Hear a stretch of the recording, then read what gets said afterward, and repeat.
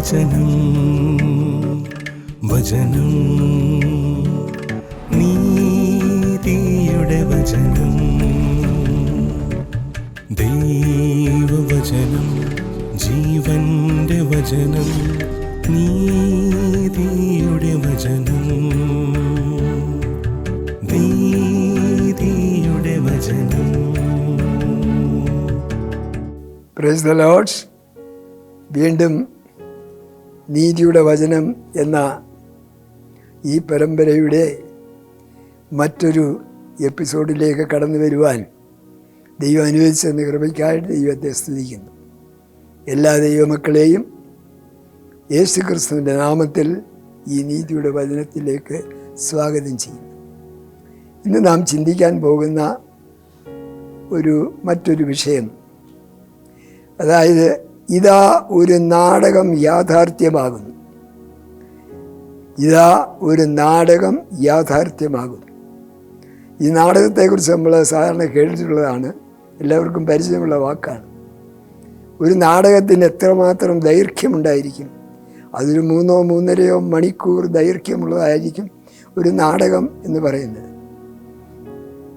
എന്നാൽ നമ്മൾ ഇന്ന് ചിന്തിക്കാൻ പോകുന്ന നാടകത്തിൻ്റെ ദൈർഘ്യം 3.5 മണിക്കൂറല്ല, അത് 3.5 വർഷമാണ്. അതിൻ്റെ നായകൻ യേശുക്രിസ്തുവാണ്. നടന്മാർ, ശിഷ്യന്മാരും ബാക്കിയുള്ളവരൊക്കെ പെടാം. അപ്പോൾ ഈ നാടകം അരങ്ങേറുന്നത് എവിടെയാണ്? ആദ്യം ഒരു കല്യാണശാലയിലാണ് ഇത് അരങ്ങേറുന്നത്. അതായത് നമ്മുടെ നായകനെ ഈ കല്യാണ സദ്യയ്ക്ക് ക്ഷണിച്ചിരുന്നു. ആ നായകൻ വന്നു, ശിഷ്യന്മാരും നടന്മാരും വന്നു. അപ്പോൾ അവിടെ ഒരു സംഭവം യാദൃച്ഛികമായി നടക്കുന്നു. അതായത് അവിടെ വീഞ്ഞ് തീർന്നു പോയി. അന്ന് കല്യാണ സദ്യയിൽ പാലസ്തീനിലെ ഏറ്റവും പ്രധാനപ്പെട്ട ഒരു ഐറ്റമാണ് വീഞ്ഞ് എന്ന് പറയുന്നത്. അത് തീർന്നു പോയാൽ വലിയ നാണക്കേടാണ്. ഈ കാര്യം നായകനെ അറിയിക്കുകയത്ര ചെയ്യുന്നത്. നായകൻ്റെ ശ്രദ്ധയിൽ അവിടെ 6 കൽഭരണികൾ കണ്ടു. ഓരോ കൽഭരണിയിൽ 3 പറ വീതം കൊള്ളുന്ന കൽഭരണികളാണ്. അവൻ കൽപ്പിച്ചു, വേലക്കാരോട് പറഞ്ഞു, ഇതിനകത്ത് വെള്ളം കോരി നിറയ്ക്കണം നിങ്ങൾ. അവർ വെള്ളം കോരി നിറച്ചു. കാരണം നേരത്തെ ഇവരോട് പറഞ്ഞിട്ടുണ്ട്, ഈ നായകൻ എന്തെങ്കിലും പറഞ്ഞാൽ അതുപോലെ കേട്ടേക്കണം. അവർ വെള്ളം കോരി നിറച്ചു. എന്നിട്ട് അത് കോരിക്കൊണ്ട് വിരുന്ന് നടത്തുന്ന ആളിനും ബാക്കിയുള്ള സദസ്സിലും വിളമ്പാൻ പറഞ്ഞു. അത് വിളമ്പിക്കഴിഞ്ഞപ്പോൾ സംഭവമാകപ്പാടെ മാറുകയാണ്. നായകൻ അവിടെ വലിയ ഒരു ധീരപുരുഷനായി മാറുകയാണ്. വീഞ്ഞ് രുചിച്ചു നോക്കിയപ്പോൾ, കോരിവെച്ച വെള്ളം കോരിക്കൊണ്ട് കൊടുത്തപ്പോൾ അത് രുചിച്ചു നോക്കിയപ്പോൾ നേരത്തെ കുടിച്ച വീഞ്ഞിലും വളരെ നല്ല വീഞ്ഞ്, മേത്തരമായ വീഞ്ഞ് ഇതാ ഇപ്പോഴെവിടെ നിന്ന് വന്നു? ഒരു വലിയ ചോദ്യചിഹ്നമായത്. നാടകൻ അവിടെ ആദ്യത്തെ അരങ്ങ് തകർക്കുകയായിരുന്നു. അത് കഴിഞ്ഞതിന് ശേഷം ഇതുപോലെ പല രംഗങ്ങൾ ഈ നായകൻ അഭിനയിച്ചു തീർക്കുന്നുണ്ട്.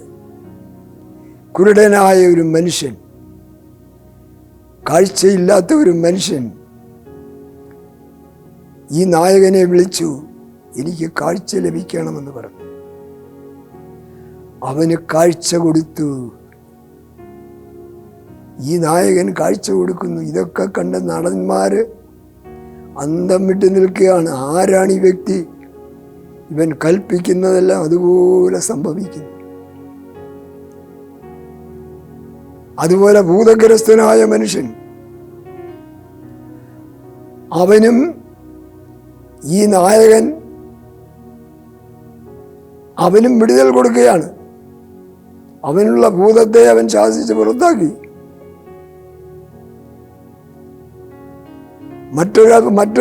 മറ്റൊരു രംഗത്തേക്ക് മടക്കുമ്പോൾ 3 ദിവസത്തെ പ്രസംഗമാണ് ഈ നായകൻ. പ്രസംഗിച്ചു കഴിഞ്ഞപ്പോൾ പ്രസംഗിച്ചുകൊണ്ടിരുന്നപ്പോൾ ആർക്കും വിശന്നില്ല. എന്നാൽ 3 ദിവസം കഴിഞ്ഞപ്പോൾ നടന്മാർ വന്ന് പറഞ്ഞു, ഇവരെ ഇങ്ങനെ പ്രസംഗം കേൾപ്പിച്ചുകൊണ്ടിരുന്നാൽ ഇവർ ഭക്ഷണം കഴിക്കണ്ടേ? അതാണ് ലോകത്തിൻ്റെ ചിന്ത. എന്നാൽ വചനമെന്ന് പറയുന്ന ഭക്ഷണമാണെന്നുള്ളത് ഇവരാർക്കും അറിയത്തില്ല. ഏതായിരുന്നാലും നായകൻ പറഞ്ഞു, നിങ്ങൾ അവർക്ക് എന്തെങ്കിലും കൊടുക്കാൻ വെക്കുമോ നോക്ക്. അവർക്ക് കൊണ്ടുവരാൻ സാധിച്ച വെറും 5 അപ്പവും 2 മീനും മാത്രമാണ്. അതിന് കൊണ്ടുവരാൻ പറഞ്ഞു നായകൻ അതിലെടുത്ത് പല കുട്ടകളിലാക്കി നിറച്ച് ഇവർക്ക് കൊടുക്കാൻ പറഞ്ഞു. ഏതാണ്ട് 5000-ലധികം പുരുഷന്മാർ തന്നെ, എല്ലാം കൂടെ 10,000 പേർക്ക് ഈ 5 അപ്പവും 2 മീനും കൊണ്ട് സമൃദ്ധമായ ഭോജനം നൽകി. എന്നിട്ട് അധികം 12 കുട്ടം അപ്പം നിറച്ചൊഴിക്കുകയും. ഈ നടന്മാർ വിചാരിച്ചു, ഇങ്ങനെയുള്ള ഈ മനുഷ്യൻ ആരാണ്? ഇവൻ ഒരു സാധാരണ വ്യക്തി അല്ലല്ലോ, ഇവനെ ഒരു രാജാവാക്കാൻ സാധിക്കും. അതാണ് അവർ ചിന്തിച്ചത്. എന്നാൽ ഇവനെ ഒരു രാജ്യത്തെ രാജാവല്ല, ഈ ഭൂലോകത്തിൻ്റെ മുഴുവൻ രാജാവാക്കാൻ കഴിയും എന്ന് ഇവർ ഉറച്ചു വിശ്വസിച്ചു, ഈ നടന്മാരെല്ലാം കൂടി. അത്രമാത്രം ശക്തിയുള്ളവനാണ് ഈ നടൻ എന്ന്. ഇങ്ങനെ ഈ നടൻ ഇങ്ങനെ മുന്നോട്ട് പോകുന്ന അവസരത്തിൽ ഈ നടന്മാരെല്ലാം കൂടി മനസ്സിൽ പ്ലാനിട്ടു, ഇവനൊരു രാജാവായി തീരുകയാണെങ്കിൽ നമ്മളൊക്കെ പിന്നെ ആരായിരിക്കും? ഒരാൾ ഫൈനാൻസ് മിനിസ്റ്റർ ആയിരിക്കും, ഒരാൾ ആഭ്യന്തരമന്ത്രിയായിരിക്കും, ഒരാൾ വിദ്യാഭ്യാസ മന്ത്രിയാണ്. അങ്ങനെ പല മന്ത്രിസ്ഥാനങ്ങൾ ഇവർക്ക് കിട്ടും. കാരണം അവൻ്റെ രാജ്യത്ത് പട്ടിണി ഉണ്ടാകത്തില്ല, അവൻ്റെ രാജ്യത്ത് യാതൊരു പ്രശ്നങ്ങളും ഉണ്ടാകില്ല. അതാണ് ശിഷ്യന്മാരെല്ലാം ഈ നടന്മാരെല്ലാം കൂടി പ്ലാനിട്ട് വെച്ചിരിക്കുന്നത്. പൊടുന്നനെ പെട്ടെന്നാണ് സംഭവം മാറി മറിയുന്നത്. എന്താണ് സംഭവം?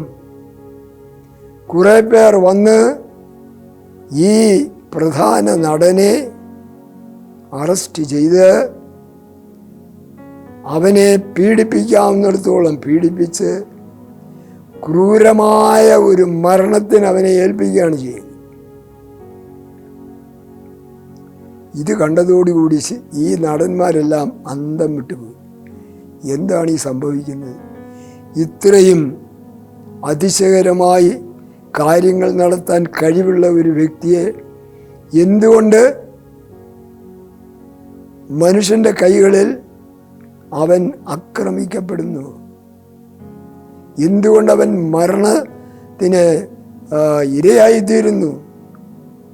ഇതൊരു വലിയ ചോദ്യചിഹ്നമായി അവരുടെ മനസ്സിലുള്ള, നടന്മാരുടെ മനസ്സിലുള്ള മന്ത്രിയാകാനുള്ള ആഗ്രഹങ്ങളെല്ലാം ചീട്ട് കൊട്ടാരങ്ങളായി തകർന്നു. അതുപോലെ തകർന്നു ജീവിതം. അപ്പോൾ ഈ നടന്മാരെല്ലാം കൂടി ഈ സംഭവം കഴിഞ്ഞ് ഈ നായകനെ അടക്കവും ചെയ്തു കഴിഞ്ഞ് എല്ലാവരും കൂടി ഒന്നിച്ചു കൂടി. എവിടെയാണ് ഒന്നിച്ചു കൂടിയത്? തിബരിയാസ് കടലിൻ്റെ കരയിലാണ് ഒന്നിച്ചു കൂടിയിരിക്കുന്നത്. മിക്കവാറുമുള്ള നടന്മാരെല്ലാം മുക്കവരായിരുന്നു. എന്നാൽ അതിൽ പ്രധാന നടനായിരുന്നു, അതിലൊരു പ്രധാന വ്യക്തിയായിരുന്നു പത്രോസ്. അവനോടൊപ്പം കൂടി ബാക്കിയുള്ളവരെല്ലാം. കാരണം എന്താണ് ഇനി സംഭവിക്കാൻ പോകുന്നതെന്ന് അറിയത്തില്ലല്ലോ. അവരെല്ലാവരും കൂടി ഒന്നിച്ച് തിബരിയാസ് കടൽക്കരയിൽ ഒന്നിച്ചു കൂടിയിരിക്കുകയാണ്. അവർ പുറയിൽ നടന്ന സംഭവങ്ങളെല്ലാം ഒരു അവലോകനം നടത്തി. എന്നിട്ട് അവർക്ക് തോന്നി, അപ്പോൾ ഇതെല്ലാം ഒരു നാടകമായിരുന്നു അല്ലേ? അതുകൊണ്ടാണ് ഈ എപ്പിസോഡിന് അങ്ങനെ പേര് കൊടുക്കുന്നത്. ഇവരുടെ മനസ്സിൽ തോന്നിയ തോന്നലാണ് അതെല്ലാം. അതായത് ഇതെല്ലാം ഒരു നാടകമായിരുന്നു. കാരണം എല്ലാം കഴിഞ്ഞു പോയില്ലേ, ഒന്നുമില്ല, ഒരു ശൂന്യാവസ്ഥയിലേക്ക് കടന്നു വന്നിരിക്കുകയാണ്. അപ്പോഴാണ് പത്രോസ് പറയുന്നത്, ഇനിയും നമുക്ക് യാഥാർത്ഥ്യത്തിലേക്ക് കടക്കണ്ടേ? എന്താണ് യാഥാർത്ഥ്യം? കുടുംബമുണ്ട്, കുഞ്ഞുങ്ങളുണ്ട്, അവരെ പോറ്റണം. അതുകൊണ്ട് എന്താണ് ചെയ്യേണ്ടത്? പത്രോസ് പറഞ്ഞു, ഞാനിനി എൻ്റെ പഴയ വലയും വള്ളവുമൊക്കെ ഒന്ന് കുടഞ്ഞെടുത്ത് വലയുമായി ഞാൻ കടലിലേക്ക് പോവാണ്. എല്ലാവരും അവൻ്റെ അഭിപ്രായത്തോട് ചേർന്നു. കാരണം കുടുംബം അല്ലെങ്കിൽ പട്ടിണിയായി പോകും. പടക് എടുത്തുകൊണ്ട് വലയെല്ലാം നന്നാക്കിയിട്ട് വീണ്ടും മത്സ്യബന്ധനത്തിനായി പോവുകയാണ്.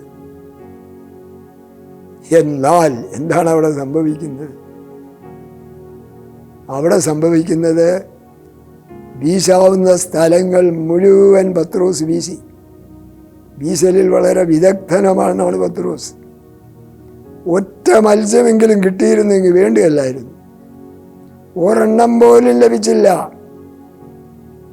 നിരാശനായി വലയും വള്ളവും ഒഴിഞ്ഞവനായി ഇതാ അവൻ തിരിച്ചു വരുന്നു. തിരിച്ചു വന്നപ്പോൾ സൗമ്യമായ ഒരു ശബ്ദം കരയിൽ നിന്ന് കേൾക്കുന്നു. കുഞ്ഞുങ്ങള് കൂട്ടുവാൻ വല്ലതുമുണ്ടോ എന്ന് പറഞ്ഞാൽ, നിങ്ങൾ മീൻ പിടിക്കാൻ പോയതാണ്, നിങ്ങളുടെ കയ്യിൽ എന്തെങ്കിലും ഉണ്ടോ? പക്ഷേ ഈ കുഞ്ഞുങ്ങളെ എന്ന് വിളിച്ചവനറിയാം ഇവർക്കൊന്നും കിട്ടിയില്ല എന്നുള്ളത്. അപ്പോൾ പിന്നെന്താ അങ്ങനെ ചോദിക്കാൻ കാരണം? അത് ഈ കുഞ്ഞുങ്ങളെ എന്ന് വിളിച്ച ആൾ നർമ്മരസത്തോടുകൂടി ഒരു പരിഹാസഭാവത്തിൽ ഇവരോട് ചോദിച്ചതാണ്, കുഞ്ഞുങ്ങളെ കൂട്ടുവാൻ വല്ലതുമുണ്ടോ? അപ്പോൾ മറുപടി എന്താണ്? ഒന്നും കിട്ടിയില്ല. രാത്രി മുഴുവൻ ഞങ്ങൾ അധ്വാനിച്ചു, എന്നിട്ടും ഒരൊറ്റ മത്സ്യത്തെ പോലും ഞങ്ങൾക്ക് കിട്ടിയില്ല. എന്നാൽ നിങ്ങളൊരു കാര്യം ചെയ്യൂ, നിങ്ങൾ പടകിൻ്റെ വലത്തുവശത്ത് ഒന്ന് വീശി നോക്കുക. ഒറ്റ വീശേ വീശിയുള്ളൂ. അവിടെ എല്ലാം തിരഞ്ഞു പിറക്കി വീശിയതാണ്, ഒന്നും കിട്ടാതെ വന്നതാണ്. പടകിൻ്റെ വലത്തുവശത്ത് വീശി. എന്നിട്ട് എന്താ സംഭവിച്ചത്? വീശി കഴിഞ്ഞപ്പോൾ വല പിടിച്ച് കയറ്റാൻ കഴിയുന്നില്ല. കാരണം അതുപോലെ 153 വലിയ മത്സ്യങ്ങൾ കൊണ്ട് വല നിറഞ്ഞിരിക്കുകയാണ്. വല നിറഞ്ഞു എന്ന് കണ്ടപ്പോൾ യോഹന്നാൻ ഏതാണ്ട് ഒരു ഐഡിയ വന്നു. യോഹന്നാൻ്റെ മനസ്സിൽ വന്ന ഐഡിയ എന്തുവാ? ഇതുപോലെ ഒരു സംഭവം പണ്ട് നടന്നിട്ടുണ്ട്. അതായത് ഇതേ കടൽക്കരയിൽ വെച്ച് യേശു ഇവരോട് സംസാരിക്കുന്നുണ്ട്. അവർ പടക് ഒഴിഞ്ഞവരായി വന്നപ്പോൾ യേശു പറഞ്ഞു, നിങ്ങൾ കടലിൻ്റെ ആഴത്തേക്ക് നീങ്ങി വല ഇറക്കുക എന്ന് പറഞ്ഞു.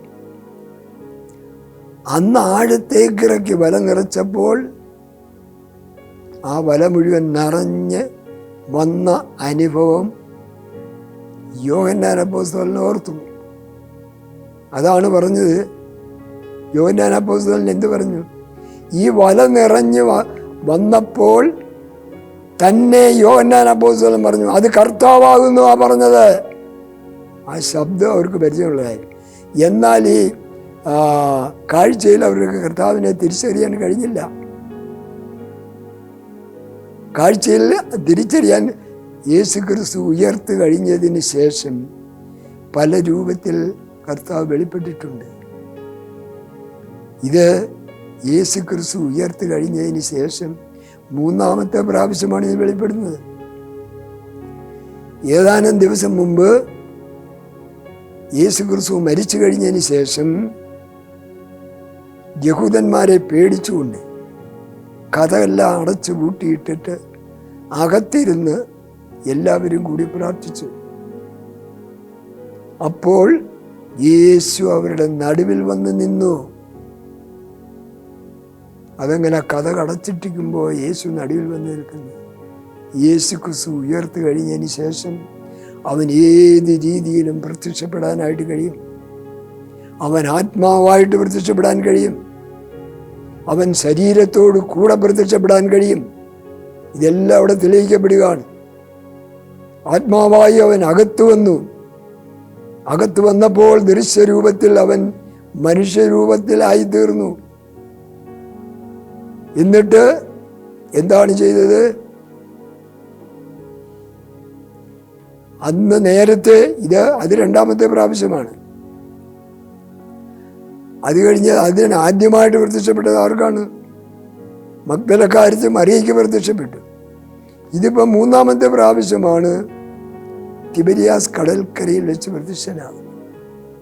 അപ്പോഴാണ് യോഹന്നാന് എന്തോർത്തത്? പണ്ട് ഇതുപോലെ ഇതേ കടൽക്കരയിൽ നടന്ന സംഭവം ഓർത്തത്. അന്ന് യേശുവിൻ്റെ വാക്കിന് വലയിറക്കിയപ്പോൾ വല നിറഞ്ഞു. അന്ന് യേശു ഒരു വാക്ക് ഞങ്ങളോട് പറഞ്ഞിരുന്നു. എന്താണ് അന്ന് യേശു പറഞ്ഞത്? ഞാൻ നിങ്ങളെ മനുഷ്യരെ പിടിക്കുന്നവരാക്കും. അത് കേട്ടതോടുകൂടി വള്ളവും വലയും എല്ലാം വിട്ട് അവർ യേശുവിനെ അനുഗമിക്കുകയായിരുന്നു. പണ്ട് യേശുവിനെ അനുഗമിച്ചപ്പോൾ അവർക്ക് ലഭിച്ച അനുഭവം എന്തായിരുന്നു? അതാണ് ഈ ക്രൂശ് മരണവും എല്ലാം. അതുകൊണ്ട് നിരാശരായിട്ടാണ് വീണ്ടും വീശാൻ പോയത്. എന്തുകൊണ്ട് വീശാൻ പോയി? ചോദ്യചിഹ്നം അവിടെ കിടക്കുകയാണ്. എന്താണ് ചോദ്യചിഹ്നം? ഞാൻ നിങ്ങളെ മനുഷ്യരെ പിടിക്കുന്നവരാക്കും. എന്നിട്ട് അവർ പോയത് എന്ത് പിടിക്കാനാണ്? മീനെ പിടിക്കാൻ വേണ്ടിയാണ് ഇവർ പോയത്. മീനെ പിടിച്ചോ? ഒരെണ്ണത്തെ പോലും പിടിച്ചില്ല. അപ്പോൾ യേശു ക്രിസ്തു കരയിൽ നിന്നുകൊണ്ട് യേശു ക്രിസ്തു വിളിച്ചതാണ്, മക്കളെ, കുഞ്ഞുങ്ങളെ, കൂട്ടുവാൻ വല്ലതുമുണ്ടോ എന്ന് ചോദിച്ചു. ഇത്രമാത്രം വല നിറഞ്ഞു കഴിഞ്ഞപ്പോൾ മറ്റുള്ളവരെ കൂടെ, കരയിൽ നിന്നവരെ കൂടെ ചെറിയ പടകുമെല്ലാമായിട്ട് അവർ വന്ന് പത്രോസിനെ സഹായിച്ചു. പത്രോസ് എന്ത് ചെയ്തു? യേശു ആകുന്നു എന്ന്, ഇത് കർത്താവാകുന്നു എന്ന് യോഹന്നാൻ പറഞ്ഞപ്പോൾ അത് കേട്ടുകൊണ്ട് പത്രോസ് വെള്ളത്തിൽ ചാടി. കയ്യിലുണ്ടായിരുന്ന തുണിയൊക്കെ, നഗ്നനായിരുന്നു, കയ്യിലുണ്ടായിരുന്ന തുണിയൊക്കെ കൊണ്ട് അരയൊക്കെ മറച്ചിട്ട് യേശുവിനെ കാണാൻ വേണ്ടി പെട്ടെന്ന് നീന്തി വരികയാണ്. ബാക്കിയുള്ളവരെല്ലാവരും കൂടെ ചേർന്ന് വലയെല്ലാം കൂടെ വലിച്ച് ചെറുവള്ള പടകിലെല്ലാം കൂടെ കയറ്റി മത്സ്യമെല്ലാം കൂടെ കരയിലെത്തിച്ചു. അങ്ങനെ പത്രോസ് യേശു ക്രിസ്തുവിൻ്റെ അടുത്തേക്ക് വരാൻ ശ്രമിക്കുകയായിരുന്നു. ഏതായിരുന്നാലും കരയിൽ വന്നപ്പോൾ പത്രോസുമൊക്കെ കണ്ടത് വളരെ അതിശയകരമായ ഒരു കാര്യമായിരുന്നു. എന്തായിരുന്നു അത്? കരയിൽ വന്നപ്പോൾ ഇവർക്ക് ആവശ്യമായിട്ടുള്ള ബ്രേക്ക്ഫാസ്റ്റ് ഉണ്ടാക്കി യേശു ക്രിസ്തു അവിടെ സൂക്ഷിച്ചു വെച്ചിരിക്കുന്നു. എന്താണ് ബ്രേക്ക്ഫാസ്റ്റ്? കനലിൽ ചുട്ട മീനും അതുപോലെ തന്നെ അപ്പവും ഇവർക്ക് വേണ്ടി കരുതി വച്ചിരുന്നു. നോക്കണം, എത്ര കരുതുന്നവനായ ഒരു യേശുവാണ് ഇവർക്കുള്ളത് എന്ന് ഇവർക്ക് മനസ്സിലായത് അപ്പോഴാണ്. ആ അപ്പവും മീനും എടുത്ത് ഇവർക്ക് വിളമ്പി കൊടുക്കുക അത്ര ചെയ്യുന്നത്. ദൈവമക്കളെ, മനുഷ്യൻ്റെ മനസ്സ് ശൂന്യമാകുമ്പോൾ ഇതാണിവിടെ സംഭവിക്കുന്നത്. അതായത് യേശുക്രിസ്തുവിനെ ഇല്ലാതെ, യേശുക്രിസ്തുവിൻ്റെ സാമീപ്യം കൂടാതെ, ഇവർ വള്ളവും വലയും എടുത്തുകൊണ്ട് മീൻ പിടിക്കാൻ പോയപ്പോൾ സകലതും ശൂന്യമായി. വല ശൂന്യമായി, പടക് ശൂന്യമായി, ജീവിതം ശൂന്യമായി. എന്നാൽ പിന്നീട് ദൈവത്തിൻ്റെ പരിശുദ്ധാത്മാവ് ഇവരുടെ മേൽ ഇറങ്ങിയപ്പോൾ ഇവർ ശക്തി ലഭിച്ച് യെരൂശലേമിലും യഹൂദ്യയിലും ഭൂമിയുടെ അറ്റങ്ങളോളം പോയി സുവിശേഷമറിയിക്കുവാൻ ഇവർ തീരുമാനിക്കുക ചെയ്തു. പത്രോസും യോഹന്നാനും പിന്നീട് ആ വലയും വള്ളവും എടുത്തിട്ടില്ല. കാരണം എന്താണ്? അതെടുത്താൽ കിട്ടുന്ന അവസ്ഥ എന്താണെന്നുള്ളവർ മനസ്സിലാക്കി. എന്താണ് അവസ്ഥ? ശൂന്യമായി തീരും. ജീവിതം തന്നെ ശൂന്യമായി തീരും. എങ്ങനെ? ആ പടക് ശൂന്യമായതുപോലെ, ആ വല ശൂന്യമായതുപോലെ ജീവിതം തന്നെ ശൂന്യമായി തീരുന്ന അവസ്ഥയാണ് അവർക്കവിടെ അനുഭവിക്കാനിടയായിത്തീരുന്നത്. ഈ സത്യം മനസ്സിലാക്കി കഴിഞ്ഞപ്പോൾ പിന്നീട് അവർ യേശു ക്രിസ്തുവിൻ്റെ പിന്നാലെ നിന്ന് ഈ പരിശുദ്ധാത്മാവ് അവരുടെ മേൽ വന്നപ്പോൾ, പരിശുദ്ധാത്മാവ് വന്നതിന് ശേഷമാണ് പത്രോസിനും യോഹന്നാനും എല്ലാവർക്കും ഈ പരിശുദ്ധാത്മാവ് വന്നതിന് ശേഷമാണ് യേശുവിനെ വേണ്ട വിധത്തിൽ സുവിശേഷീകരിക്കുവാൻ ഇവർക്ക് സാധിച്ചതെന്നുള്ള വസ്തു നമ്മൾ ഓർക്കണം. അതുകൊണ്ട് നമ്മൾ യേശു ക്രിസ്തു നമുക്ക് നൽകി തന്ന രക്ഷയുടെ ദാനം ഏറ്റെടുക്കാതെ നമ്മൾ മുന്നോട്ട് പോയാൽ നമ്മുടെ ജീവിതം തന്നെ ശൂന്യമായി തീരും. എല്ലാ മനുഷ്യരുടെയും ജീവിതത്തിൽ ഒരു ശൂന്യത അനുഭവിക്കുന്നുണ്ട്. ആ ശൂന്യത, അതായത് ഈ പടകിലെയും വലയിലെയും ആ ശൂന്യത നികത്തണമെങ്കിൽ എന്തു വേണം? മഹത്വത്തിൻ്റെ പ്രത്യാശയായ ക്രിസ്തു ആ മനുഷ്യരുടെ ഉള്ളിൽ വസിക്കണം. മനുഷ്യന്റെ ഉള്ളിൽ ഈ മഹത്വത്തിൻ്റെ പ്രത്യാശയായ ക്രിസ്തു വസിക്കുമ്പോൾ പിന്നീട് അവരുടെ ജീവിതം ശൂന്യമാകുകയില്ല, ഒരിക്കലും ശൂന്യമാകുകയില്ല. ആ യേശു ക്രിസ്തുവിൽ കൂടി അവർക്ക് ലഭിക്കുന്ന ആ പാപമോചനവും രോഗസൗഖ്യവും വിടുതലുകളും എല്ലാം കൊണ്ട് അവരുടെ ജീവിതം പൂരിതമായിരിക്കും, അത്ഭുതം കൊണ്ട് നിറഞ്ഞതായിരിക്കും. ഈ പത്രോസ് ആദ്യമൊക്കെ യേശു ക്രിസ്തുവിനെ തള്ളി പറഞ്ഞെങ്കിൽ തന്നെ യേശു പരിശുദ്ധാത്മാവായി ഇവരുടെ മേൽ വന്നു കഴിഞ്ഞതിന് ശേഷം സുവിശേഷവുമായി ഇറങ്ങിയപ്പോൾ ഈ പത്രോസിന്റെ നിഴൽ പോലും വീണാൽ അവർക്ക് സൗഖ്യം ലഭിക്കുമെന്നുള്ള വിശ്വാസത്തിൽ ജനങ്ങൾ പത്രോസിനെയും യോഹന്നാനെയും ഒക്കെ സമീപിച്ചു, അടുത്തുകൂടി. അതാണ് സുവിശേഷത്തിൻ്റെ ശക്തി. നമ്മുടെ മനസ്സിൻ്റെ ശൂന്യതകളെ അകറ്റണമെങ്കിൽ പാപത്തിൽ നിന്ന് പൂർണ്ണമായ വിമോചനം നാം പ്രാപിക്കണം. എങ്ങനെ പ്രാപിക്കും? മഹത്വത്തിൻ്റെ പ്രത്യാശയായ ക്രിസ്തു നമ്മുടെ ഉള്ളിൽ വസിക്കുമ്പോൾ ഈ ശൂന്യത മാറിക്കിട്ടും.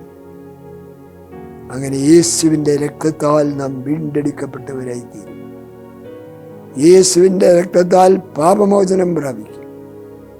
യേശുവിൻ്റെ രക്തത്താൽ വിശുദ്ധീകരണം പ്രാപിക്കും. അങ്ങനെ സൽഗുണപൂർണതയിലേക്ക് വളരുവാൻ, സൽഗുണപൂർണരായിത്തീരുവാൻ ദൈവം നമുക്കിടയാക്കി തീർക്കും.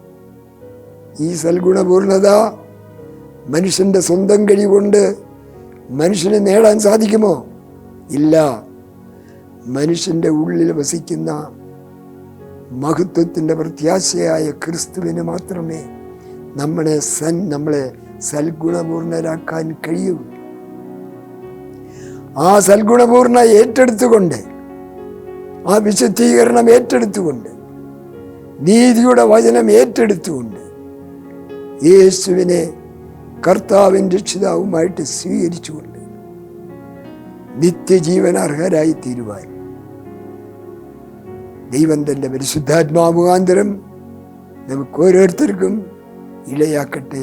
ആമേൻ. ദൈവവചനം ജീവന്റെ വചനം നീ